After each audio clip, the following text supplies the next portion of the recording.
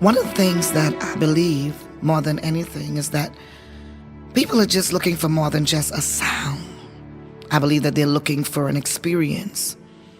And when you begin to talk about true worship, according to the Word of God in the book of John chapter 4, Jesus said that the Father is seeking such that will worship Him.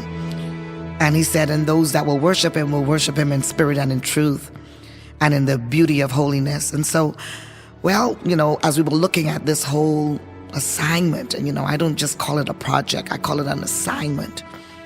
I began to go before God because I realized that I could not just perform. I could not just sing. But I wanted to have an encounter. I wanted to have an experience that will be lasting.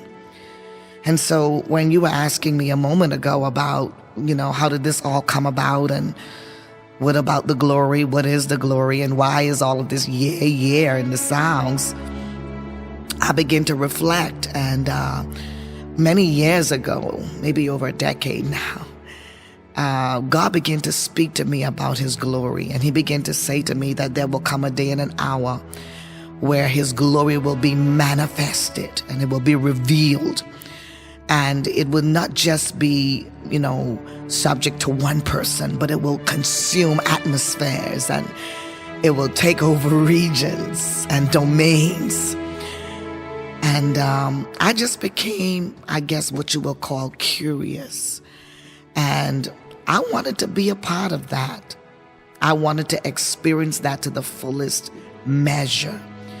And so maybe about 10 years ago, I started to have a lot of visions, and I began to see me worshiping before the Lord, and I saw people worshiping, and I would begin to see what looked like oil coming on the people's hands, and I didn't see anybody putting it there. And I began to see people crying out and just reaching out to God. And I began to say, God, what is that? What is that? And He said, that's my glory. And I say, no, really, what is that? Because we've been hearing about glory in the church all these years, and it didn't look like that. And He said, that's me. That's me.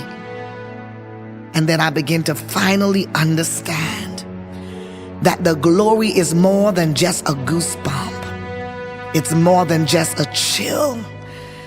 That it was the manifested presence of the Most High God.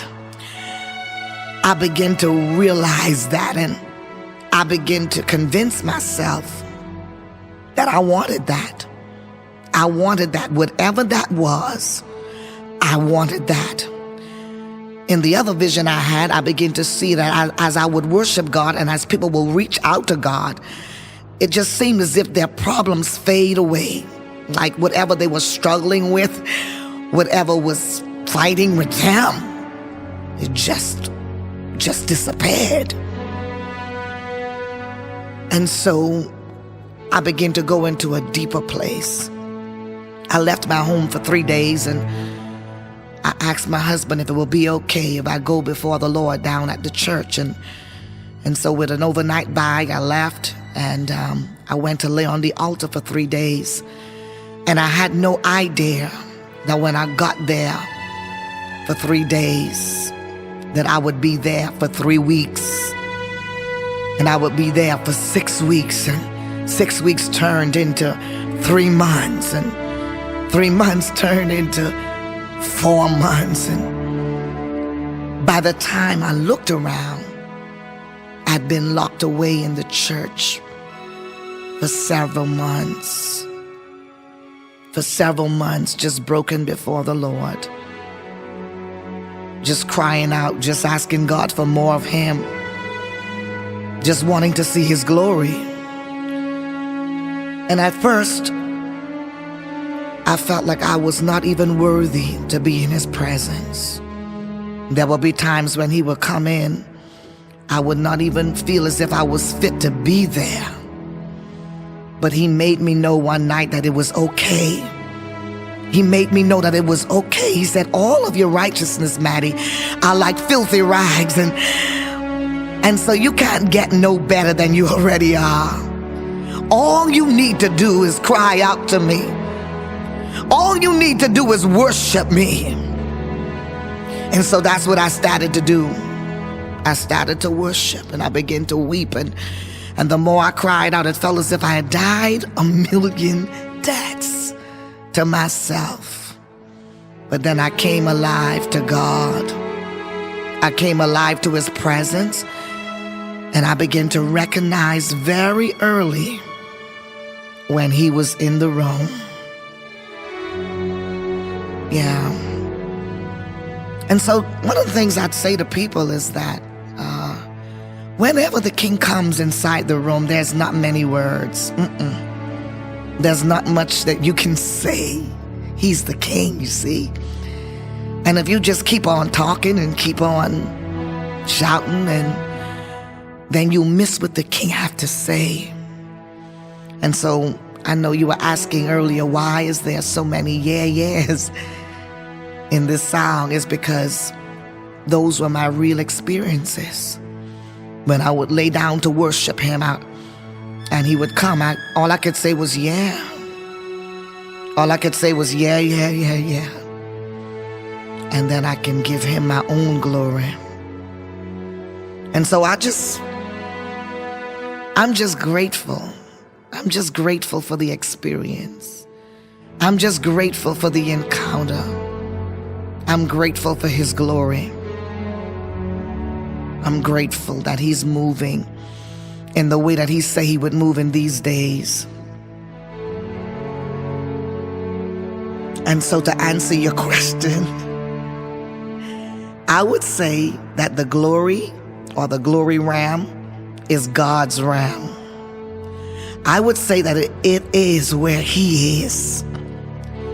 It is what he is. And it is the truest essence of who he is. He is glorious. He is marvelous. He is magnificent. He is sovereign. He's exuberant. He is all of that and even more. And it's only then and then when we have learned to adapt to living in the glory realm that we will know truly what the glory is and what the glory is not. That's just as real as it is. The miracles will happen, the signs and the wonders will follow. Because when the glory comes, all problems are rolled away, all cares vanish, and everything becomes easy. Yeah. So I thank God for the glory. I thank him for his presence. And I thank God that I could finally give him a yeah. Yeah.